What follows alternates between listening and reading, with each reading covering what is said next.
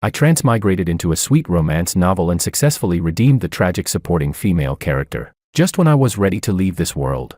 The girl, Willow, suddenly confessed her love to me. I couldn't bear to see her return to those tearful, lonely days of her past. So I made the firm decision to stay. We fell in love like any ordinary couple. And under everyone's blessings, we stepped into marriage, until the day of the wedding. A child suddenly rushed into the venue. He shouted, "Willow is a heartbreaker. She'll betray you in the future. Don't marry her." I frowned in confusion and asked, "Who are you?" I said, "Willow is my wife. If you spread baseless rumors, don't blame me for being rude." But the boy's eyes turned red as he stared at me and said, word by word, "Dad, believe me, if you marry her, you'll never have peace for the rest of your life." Chapter 1. All the guests present froze. A few seconds later, their tense expressions turned into barely suppressed laughter. I'm 24 years old. The boy looks 14 or 15. How could I possibly be his father? Yet the boy seemed oblivious to the mocking glances around him. He kept staring at me with reddened eyes and said, "She's a two-timing manipulator who only sees you as a money-making tool. She tells you not to come home during the holidays, asking you to stay out and earn more. But the real reason is that she doesn't want you interrupting her private time with another man. She's been entangled with that bastard Makoto for over 10 years. At the mention of Makoto, my whole body turned cold. He was the male lead in the novel, the man Willow had secretly loved for more than a decade. But how could this child know about Makoto? Finally, Willow spoke. She bit her lip and said, "What nonsense are you talking about? Makoto and I haven't had contact for a long time." Then she looked at me nervously. "George, don't listen to him. We haven't even met each other." Chapter 2. Willow wasn't lying. Makoto hasn't returned since he went abroad 4 years ago. During these 4 years, our relationship has been great. We never once argued over this past unrequited love of hers. I nodded and said, "I believe you." The boy eagerly responded, "Dad, she's lying, let me tell you." But before he could finish, the hotel security arrived late, grabbed him, and tossed him out of the venue. Family and friends said, "False alarm, false alarm, continue, continue." Where did we leave off earlier? People raised their glasses to lighten the mood, but it was clear that the tension was beyond repair. The venue was in disarray, flowers scattered everywhere, and the host was frozen in shock. Never having encountered such a scene before, the hotel management came to personally apologize, offering to compensate us and host another wedding. Willow was furious. Her face red. She shouted, "How could your security be this bad? You couldn't even handle a child. Do you realize this is my once-in-a-lifetime wedding?" Willow, usually gentle and considerate, rarely ever got angry. Once the crowd dispersed, she leaned her head on my shoulder and spoke with a tone full of grievance. "Why aren't you saying anything? Aren't you angry?"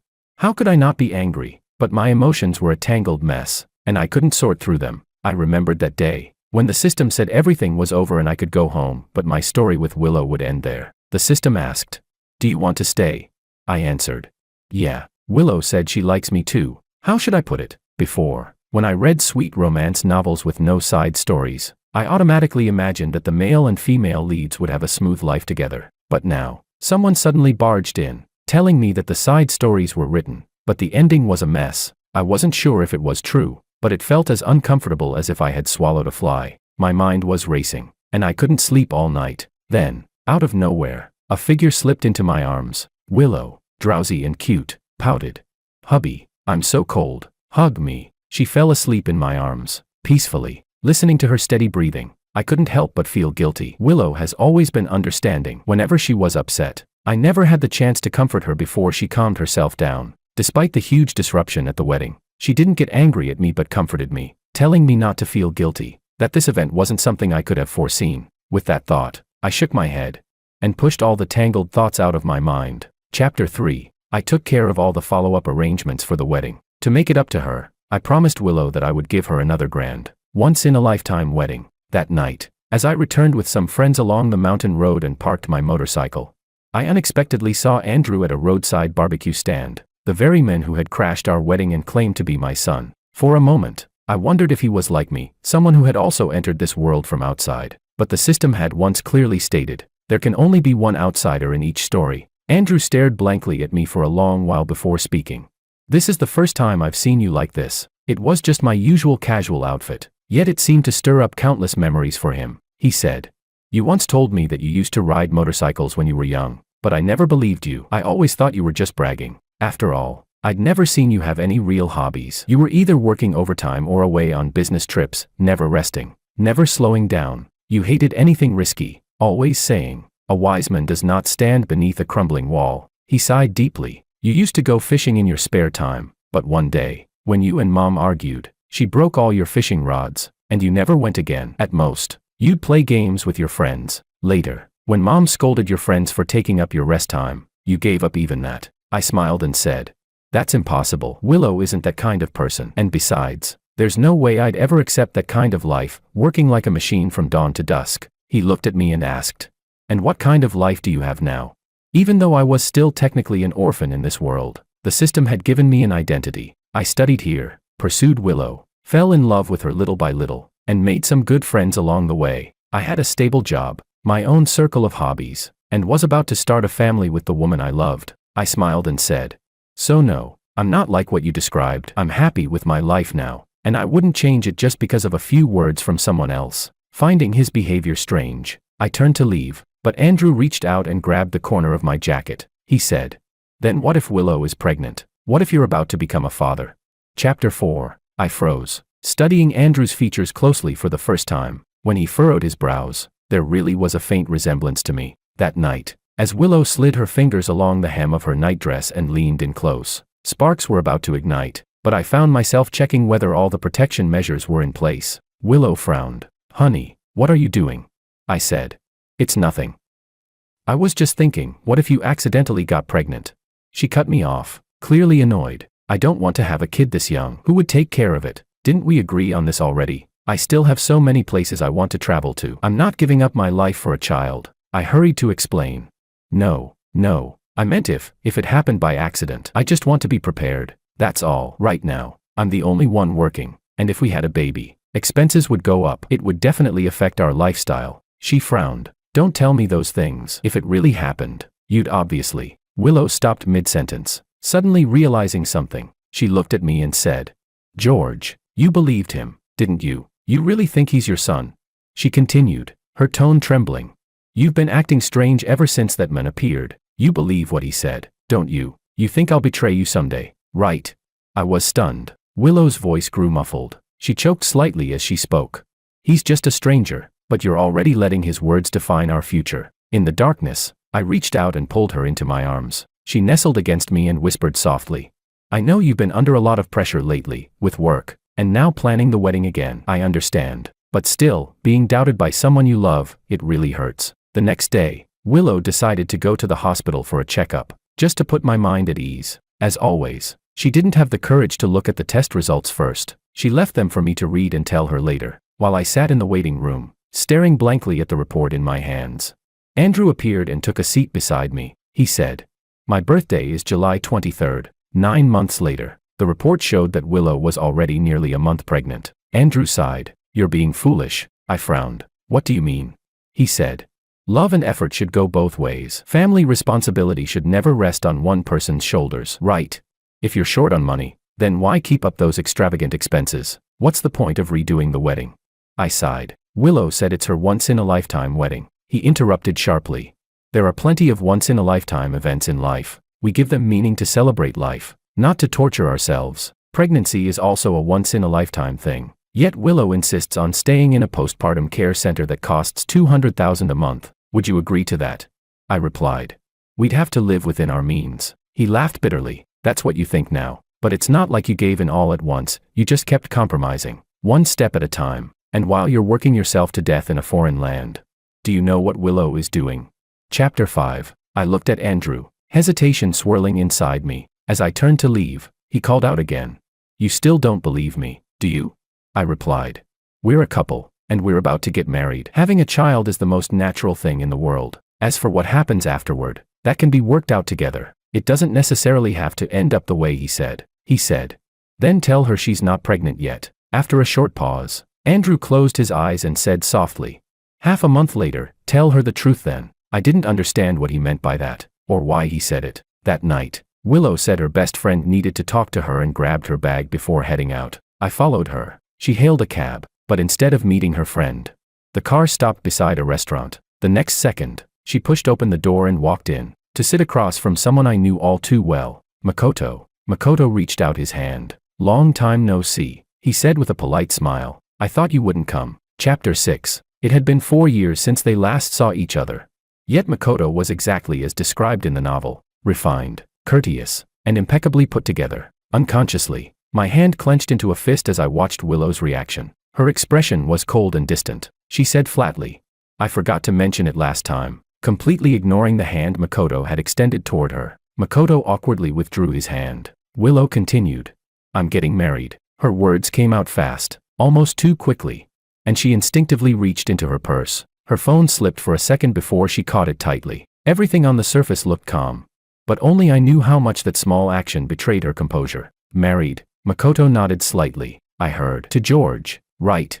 Willow pressed her lips together. Yeah. She looked restless, as if she couldn't stand to stay another second. I'm leaving. Maria's waiting for me. But Makoto suddenly grabbed her hand, his expression full of sorrow. Willow, he said softly.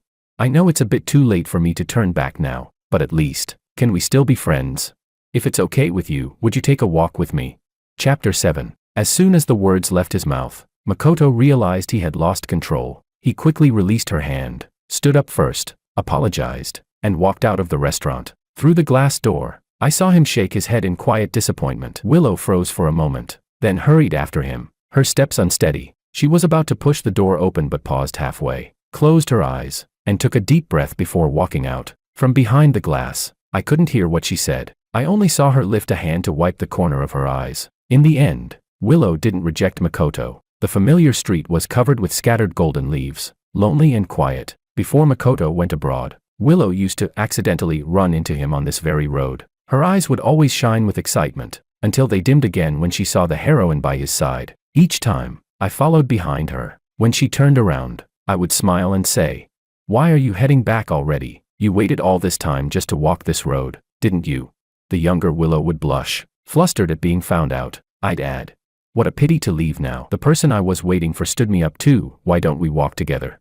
She'd press her lips and mutter, I wasn't waiting for anyone, but her ears were burning red. I'd shrug and say, all right, you weren't waiting for anyone. Let's just say I invited you. The truth was, the person I was waiting for was her. But just like Makoto couldn't see her, Willow couldn't see me either. She rejected my offer. But that didn't stop us from becoming two lonely souls sharing the same road. After a few times, Willow finally snapped. She stopped, turned to me, and shouted, I'll wait for him. That's what I'm doing, waiting for him. Stop wasting your time. I looked straight at her and said calmly, Then I'll wait for you. Willow froze, and so did I. Chapter 8. Actually, before I was brought into this world, I already loved Willow. So when I learned that my mission was to save her, I was happy. Every time, I thought, let Willow be a little happier, just a little happier. The first time we walked down this street together, neither of us spoke. The second, third, fourth time, we finally began walking side by side, then came holding hands, kissing, and treating the fallen autumn leaves as our wedding veil. She had experienced so many regrets. I wanted to make up for each and every one of them. Someday, I thought, she'll finally see me, and when that day comes, I'll make sure she sees only me. A dry branch snapped underfoot with a crisp crack. I came back to my senses and stopped walking. Ahead of me, Willow and Makoto walked side by side in silence, their backs slowly fading from view at the end of the street. Chapter 9. When Willow came home, she was holding a box of strawberry cake. It was from that bakery we used to visit often, our favorite flavor. But ever since we moved, it was only me who would make the long drive just to bring it back for her. I took the box from her hands, studying her face carefully, and asked, Where did you go? She said, A friend was feeling down. I stayed with her for a while. I smiled faintly. So, this sad friend of yours drove all the way to the next city just to buy you this cake? The air froze for a moment. Willow's expression stiffened. What are you trying to say? She asked. I just looked at her without answering. Perhaps it was my gaze, but Willow seemed to grow impatient under it. She snapped. How long are you going to keep being paranoid over something so baseless? My heart clenched painfully. I frowned and asked, slowly and clearly, You didn't meet Makoto, did you? Willow froze, realizing what I meant. Her face twisted in disbelief. She bit her lip and said, You followed me. Chapter 10. She let out a long sigh and said, Makoto came back to the country a few days ago. I only found out today. He wanted to catch up with old classmates, not just me. I asked, Then why didn't you tell me?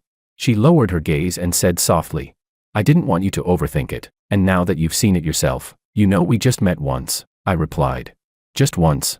A bitter laugh escaped my throat. Willow frowned. Can you stop being so passive-aggressive? What exactly did we do? Were we being flirty? Did we hug? Did I betray you in any way? No, they hadn't. They hadn't even held hands. From anyone else's perspective, it really was just one ordinary meeting. Maybe I was just being paranoid. After all, I'd seen Willow and Makoto interact before, even when they were still full of tension and unspoken feelings. And I was never like this, but this time felt different. I stared at her and said, "It's not the same," she asked. "What's not the same?" I said. "How could you walk that road with someone else after walking it with me?" She scoffed. "It's just a road, just a road." On that road, I had waited for her, for so long, through the wind, the rain, the thunder, and the blazing sun, waited for what felt like forever. Until she finally turned around, and to her, that road was just another place, something she could walk with anyone. Meaningless. I asked quietly. "Then why did you wait there every day before?" Willow froze. I said, "You know, don't you? Back then, you were just like me, you knew it was different." Chapter 11. I couldn't even remember the last time Willow and I had a Cold War. But this time, our friends seemed more anxious than we were. Ever since the last wedding disaster, they had all been waiting for the next one, waiting for everything to finally settle down. I said to them. She met with Makoto. There was a brief silence on the other end of the line before one of them cautiously asked, "Anne, what did they do?" I hesitated. When I really thought about it, it was nothing more than a walk. Nothing technically wrong. The friend sounded puzzled. "That's it. That's really nothing, man." Just as I expected, he continued. "If they walked together openly, doesn't that mean she's really let go of the past?" "George, be honest, are you still hung up on what that kid said?" They told me to relax, to stop overthinking, that I was making a mountain out of a molehill, that I should focus on the good things instead. When it came to Willow and me, my friends always had endless stories to tell. The first Christmas Eve we spent together, Willow took an overnight train just to deliver me an apple of peace. That winter, she waited downstairs at my dorm early in the morning just so we could watch the first snowfall together. The wind was freezing. Her cheeks were flushed red, her breath turning into white mist. I rushed down, pulled her into my arms, and asked, "Willow, what are you doing here?" She huffed softly and said, "Don't you get it? If we stand in the snow together, it counts as growing old together too." Willow had never touched a needle and thread before. But she still tried to knit me a scarf, pricking her fingers until they were covered in tiny drops of blood. Those memories felt like they happened just yesterday. And maybe my friends were right. After all, we had gone through so much together. They had only met once after 4 years, just walked a short stretch of road together. What could that possibly mean?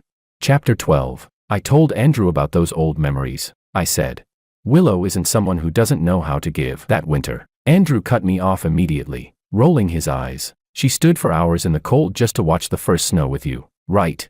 He went on. "And she knitted you matching scarves, huh?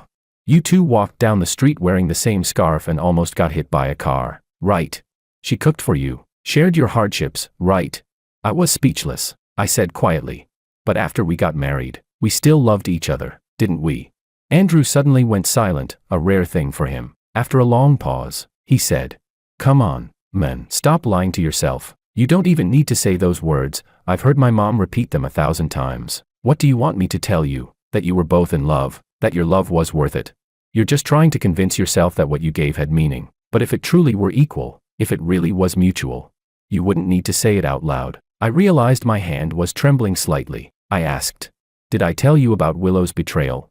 Andrew shook his head. "You never said anything bad about my mom, not once." Then he took out a piece of paper, wrote down a string of numbers, and slid it over to me. He said, "I saw it here." Chapter 13. On the slip of paper was an email address. I didn't log in to check it. I just ran my fingers over the string of characters that followed. The password, my moon. When I got home, there was an unfinished embroidery piece lying on the table. Willow had come back early. She was in the kitchen, wearing an apron, making soup for me. Willow knew I had stomach issues. Back when we were in college, she used to learn how to make soup in the dorm kitchen, and would bring it to me in a thermos. "You're home." She poked her head out of the kitchen. "Yeah." Willow brought out the steaming soup, stirring it slowly until it cooled to the perfect temperature. She asked, "You came back pretty late today. Did you go out drinking again? Do you feel unwell?"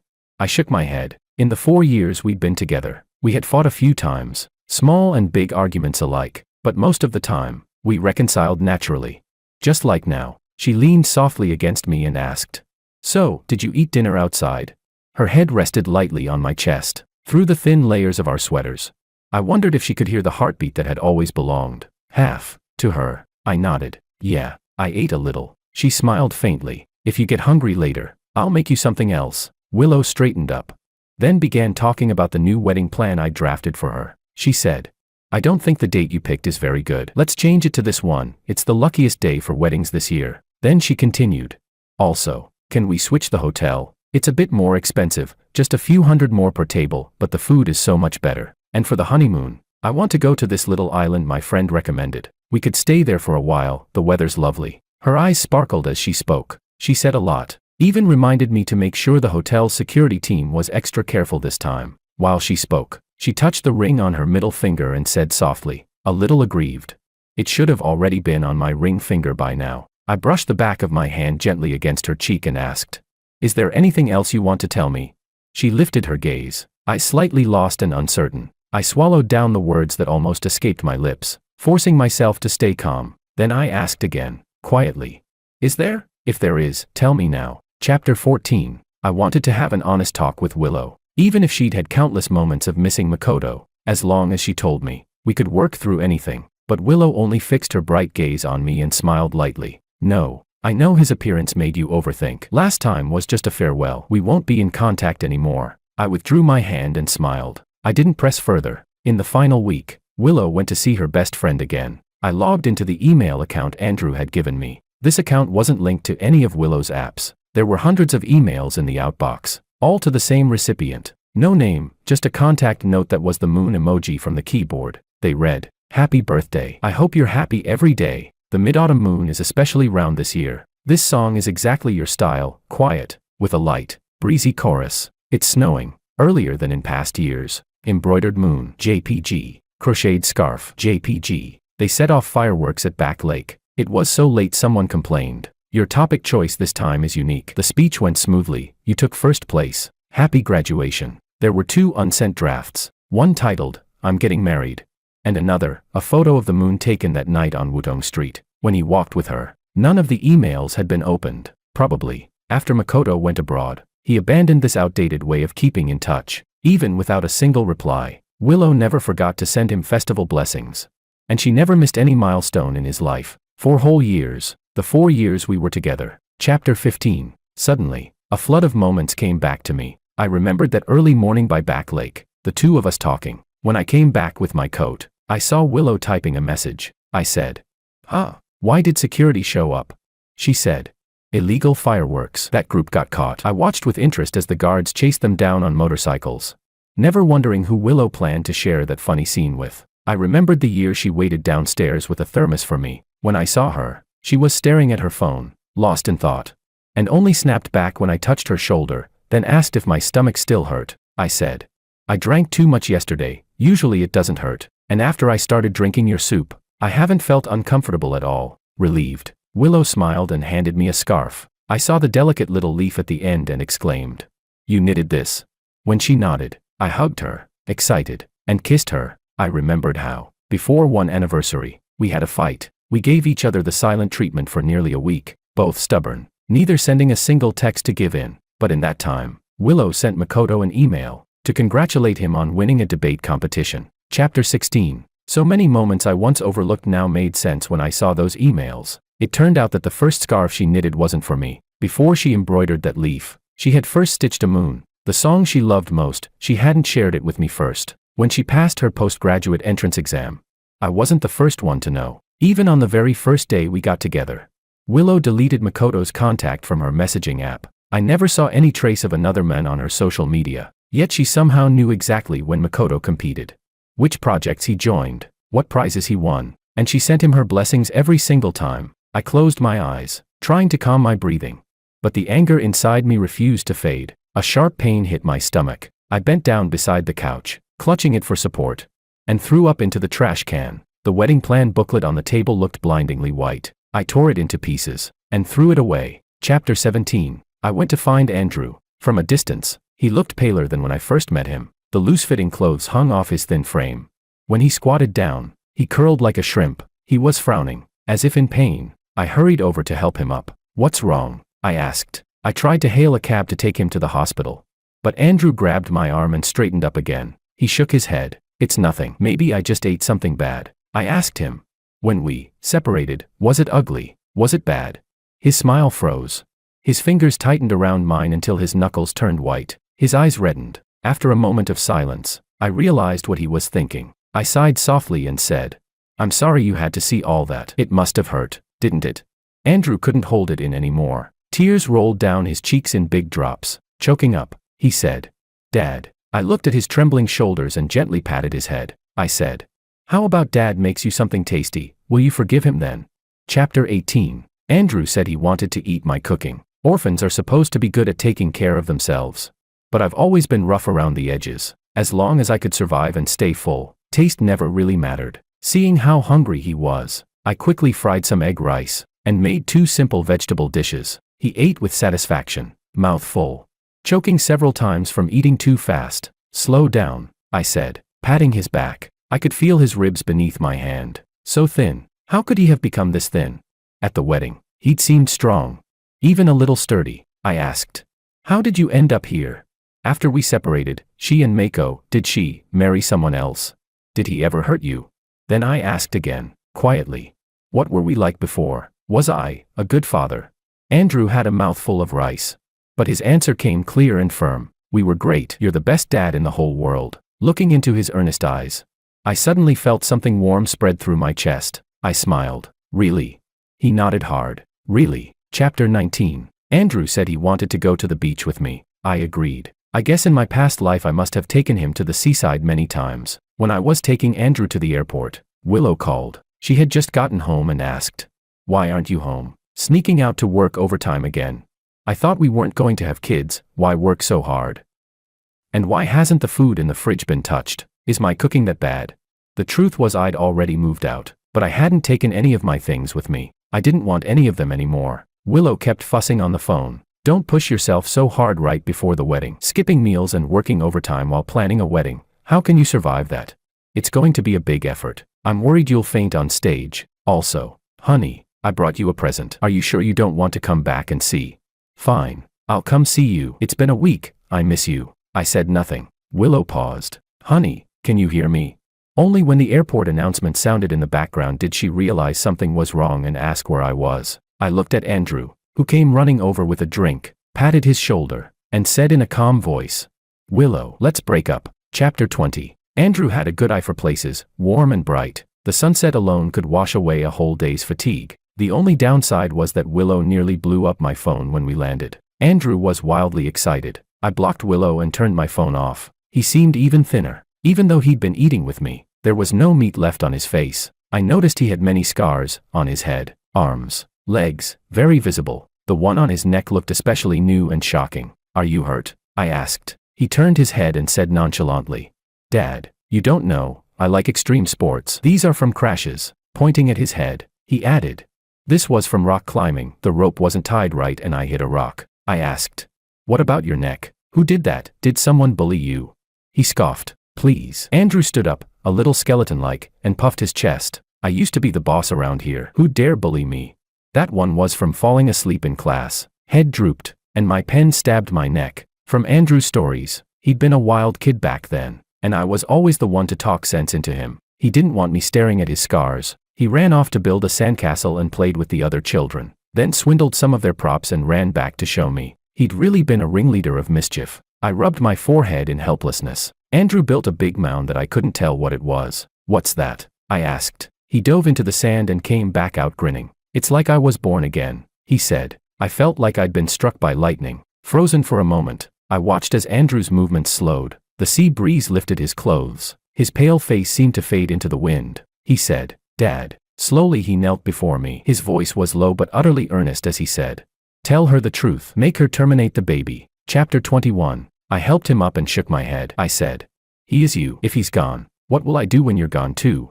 He laughed and said, well, then you can just raise a dog. I looked puzzled. Have I ever raised a dog? He said, yeah. Andrew said vividly, sure. A little bastard dog just like me, totally ungrateful. Such a troublemaker. Before you picked it up, it was just a stray, like you. I laughed. I said, then how could it possibly be a stray dog?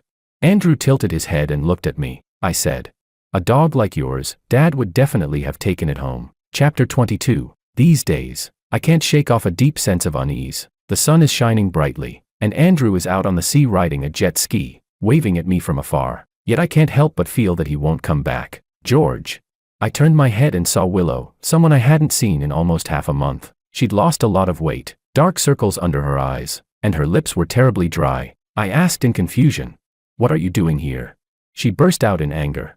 "Why can't I be here? You just left without a word, without saying anything." Halfway through her words, she placed her hand on her slightly swollen belly. Her lips trembled as she said, "Why did you lie to me and say I wasn't pregnant? Why did you leave me right before the wedding?" She bit her lip and said, "This is our child, George. I swear nothing ever happened between Makoto and me." I rubbed my temples and sighed. "No, that's not what I meant." "Calm down first," she said. "No, you're coming back with me." Willow closed her eyes for a moment, then said in a trembling voice, "No matter why you suddenly sentenced me to death, at least give me a chance to explain. Let's go back and talk it out. Don't do this. Don't treat me like this." Looking at her in such pain, I found it absurd, and yet, deep inside, I couldn't help but feel a flicker of sadness. I said, "Willow, you've always had regrets, haven't you?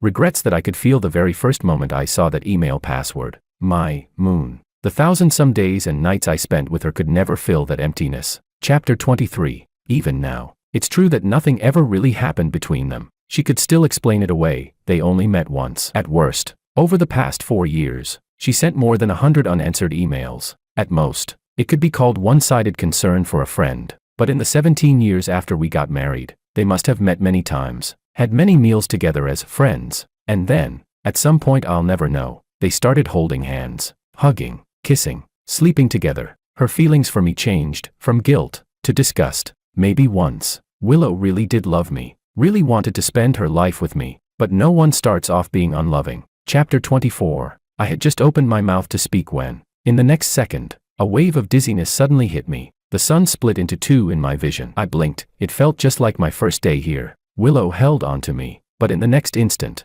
Andrew came running and slapped her hard across the face. He shouted, "Get away. Stay away from him."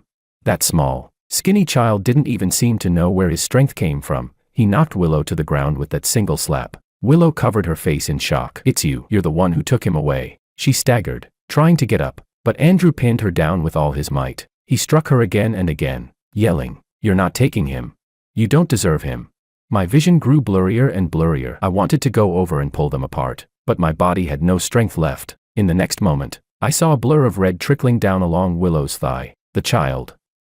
Andrew. I couldn't help looking at him. He looked back at me, his eyes were full of sorrow, yet he smiled. The scene before me faded rapidly, everything pulling away into the distance. "Dad." I heard Andrew scream hoarsely, his voice breaking apart. "Come home."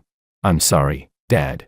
Chapter 25. When I opened my eyes again, I was back in my original world, back to being 18, the age I was before I crossed into that book. It was as if everything had just been a dream, one that vanished completely upon waking. The book in my arms had been warmed by my body heat. I opened it, only to find that the ending had changed. The second female lead, who had vanished without a trace halfway through the story, had now become the main heroine, and my name was written, clear as day, in the position of the male lead. The story of redemption had turned into a story of a wife searching for her husband. Willow had miscarried, and gone insane. Truly insane. The text of the book read. Blood slowly flowed from between Willow's legs, and Andrew's face grew paler and paler. Willow tried to call out to George for help, but no matter how much she screamed, he just stood there, as if he couldn't hear a thing. She struggled to crawl toward him, but Andrew clung to her tightly. Her body felt heavier by the second, her mind growing hazy with fear. She wanted to slap Andrew away, but her hand only met air. Andrew was disappearing, melting into a pool of blood that slowly merged with the stains beneath him on the sand. In the end, like George, he was gone without a trace. Willow nearly drowned in the sea. After being rescued and taken to the hospital, she called the police. She said, "It was that lunatic you interrogated before. He's the one who took my husband, who caused my miscarriage, and now he's gone. Find him." "Why aren't you finding him?" The confused looks of the police only made Willow angrier. She soon realized that everyone else seemed to have collectively lost their memories. No one remembered George. No one remembered Andrew. There was no record of her ever being pregnant. Willow refused to believe it. She called her old friends one by one, the wedding guests, even reached out to Makoto, Every answer was the same, none of them remembered. Makoto held Willow in his arms, looking at her with pity. "You're sick, Willow. You look terrible. Let's go for a walk." "Okay." "Yeah," Willow said coldly, staring at him. "It was on that walk, with you, that he started to hate me." Then she went mad, running wildly through the streets. Makoto tried to stop her, to pull her into his arms, but the crazed Willow slapped him hard across the face. After a while, she finally quieted down. Makoto said, "Willow, I'll take you to the hospital. You're just sick. I don't blame you." But Willow only stared past him, her eyes burning. "There," she said. Makoto turned around and saw a pile of fallen leaves. Willow said softly, "You know what? We kissed there once, right in the leaves. It was so romantic." George said the golden sycamores were my wedding dress. Makoto thought Willow had lost her mind. He finally found a chance to tie her up and take her to the hospital. The doctor diagnosed her with bipolar disorder. She wandered aimlessly day after day, sneaking out whenever she got the chance, just to ask strangers about George. Her family, unable to stand it any longer, sent her to a psychiatric hospital for mandatory treatment. Willow insisted she wasn't sick. George was real. It was everyone else who had gone mad, forgetting him. She couldn't understand that this was all just the world inside a book. She had once been happy. It was she herself who had turned her ending into something tragic and unfinished. Chapter 26. 18 is such a wonderful age. That year, I got into my dream university, and also received the mission reward from the system's final settlement. Back then, my choice had been family. I had longed for a home for so long, and now, I had one, a father and mother who loved me, grandparents who doted on me. I studied hard and ranked among the top students. My parents would come to visit me at school during every holiday, take me traveling. I made many friends and was never lonely again. Everything went smoothly. I graduated, built my own career, and lived a steady, fulfilled life. But sometimes, I still thought of Andrew. In the book, his ending had been simple. He vanished. No extra chapter, no epilogue, just gone. One day, I saw a filthy stray dog by the roadside. It was all skin and bones, yet full of energy, darting up and down walls with surprising agility for something so small. Some people tried to catch it to help, but it was too clever. Northwest one could get close, until I decided to try myself. Unfortunately, I missed grabbing the scruff of its neck. I thought it would bite me out of fear, but instead, the little thing just stared at me for a few seconds, and then rubbed its head gently against my hand. "Well, would you look at that two-faced little rascal." "Ah." One of the rescue workers from before muttered through clenched teeth. "Damn thing nearly bit me the other day. Why's it so tame with George?" I brushed aside the dog's dirty fur. It was even smaller and thinner than I'd thought. There were many scars on its body, especially around its neck, where a patch of fur was completely gone. I couldn't tell if it had been fighting or abused, but when I touched it, it didn't flinch at all. I took it home. In the large courtyard, there were many other dogs. The little one froze, staring up at me with wide, watery eyes. Over the years, I'd built several rescue shelters for stray animals. Since I couldn't handle everything alone, I'd assigned most of them to others to manage. But this courtyard, this one was different. All the dogs here shared one thing in common. I smiled and said, "I told you, dogs like you will never have to wander again. Welcome home, Andrew." Andrew's Extra, from Andrew's perspective. Chapter 1. I lied to my dad. The truth is, my relationship with him was never good at all. When I was little, I really liked my mom. Dad was always busy working overseas back then. I barely saw him. Most of the time, it was Mom who stayed with me. She played with me, slept beside me, took me to school. She was the only one there. So one day, I asked her, "Why doesn't Dad come home?"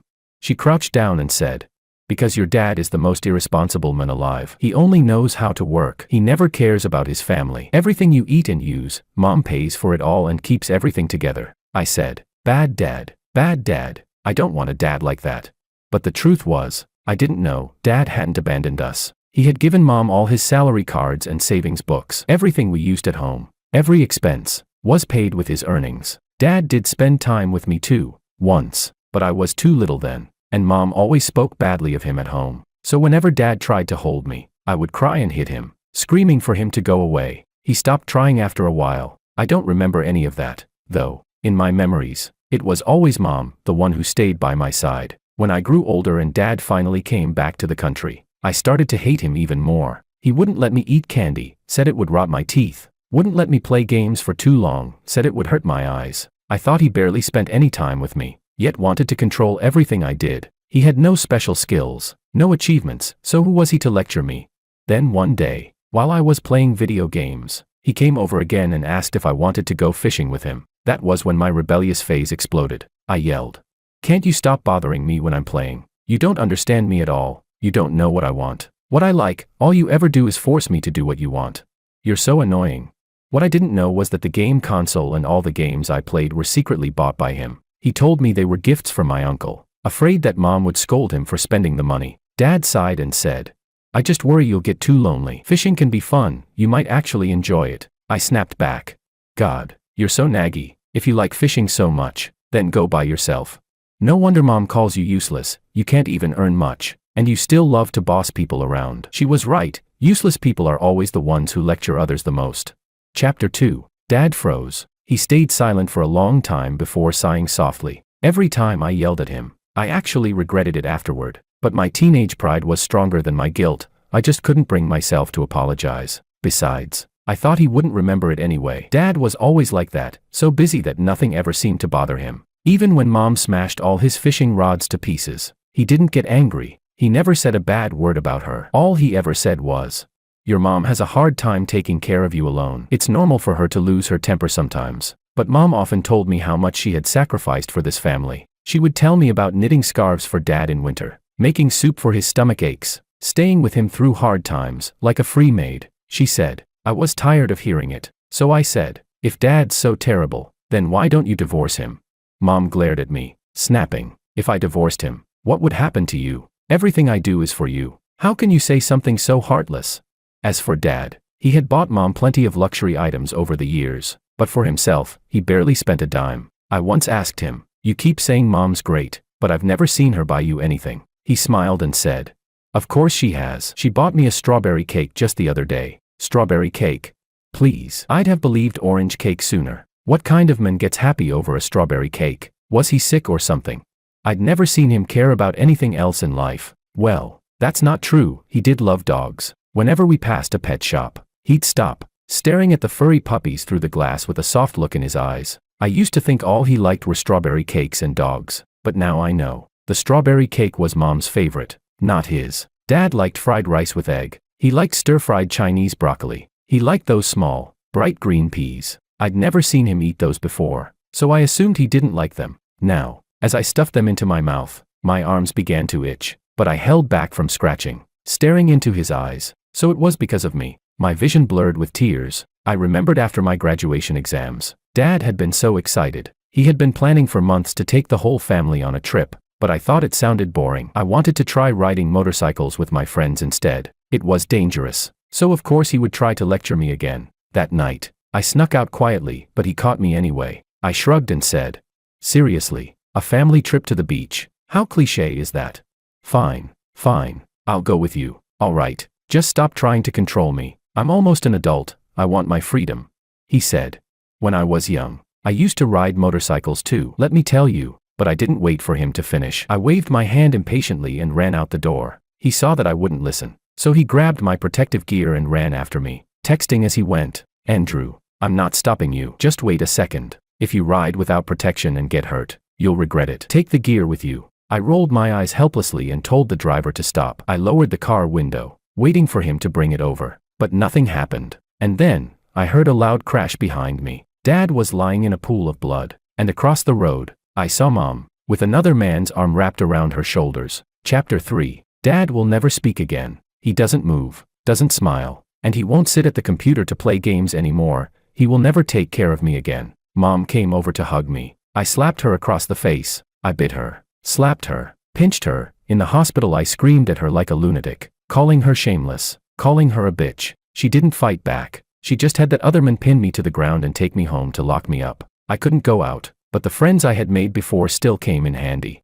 I got them to ambush Makoto for me. They sent me photos showing him beaten and bloody, but I still wasn't satisfied. I didn't just want this bastard to suffer, I wanted my mom to regret it. I hunted for evidence of their affair to expose later and ruin her reputation. I found an email address. My mom, love-struck and pleading with that man to love her, so cautious. She actually started meeting him not long after marrying my dad. At first they only met once, later they met many times. I don't even know at which meeting they started sleeping together. I frantically copied all of it, but before I could spread it, they discovered me. Willow slapped me in front of Makoto, after my dad died. It was the first time she had hit me. I screamed at them.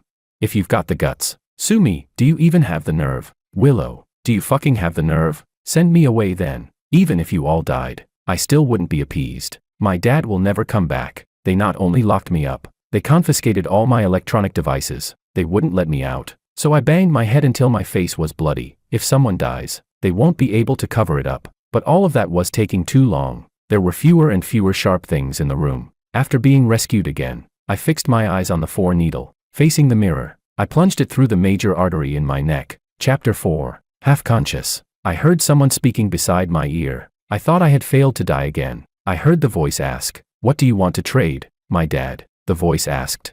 "Your dad? Oh, the one who came in over 20 years ago." I tried to persuade him not to stay. Otherwise, why do all sweet love stories end right when hearts finally connect? I said. "Dad," the voice asked.